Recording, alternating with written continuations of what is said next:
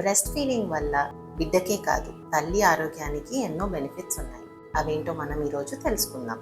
Hello అండి, నేను doctor Ramya from Shyamla hospitals Khammam.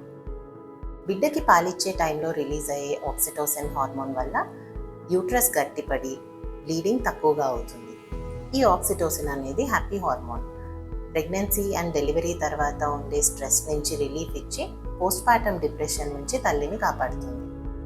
Feeding ఇచ్చే తల్లుల్లో రొమ్ము క్యాన్సర్ అంటే బ్రెస్ట్ క్యాన్సర్ అండ్ అండాశయ క్యాన్సర్ అంటే ఒవేరియన్ క్యాన్సర్ రిస్క్ తక్కువగా ఉంటుంది.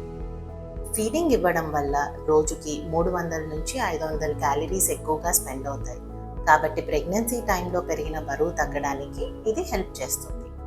లాంగ్ టర్మ్ అంటే 1.5 నుంచి 3 ఇయర్స్ వరకు ఫీడింగ్ ఇచ్చే తల్లుల్లో డయాబెటీస్ అంటే షుగర్, హైపర్ టెన్షన్, బీపీ మరియు హార్ట్ ప్రాబ్లమ్స్ రాకుండా కాపాడుతుంది. ఇవన్నీ కాకుండా బ్రెస్ట్ ఫీడింగ్ అనేది తల్లికి బిడ్డకి మధ్య ప్రేమని, అనుబంధాన్ని పెంచుతుంది.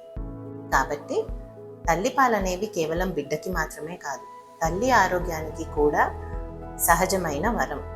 మొదటి 6 నెలలు ఎక్స్క్లూజివ్ బ్రెస్ట్ ఫీడింగ్ అంటే తల్లిపాలు మాత్రమే ఇవ్వండి. తల్లి బిడ్డ ఇద్దరూ ఆరోగ్యంగా ఉండండి. Thank you.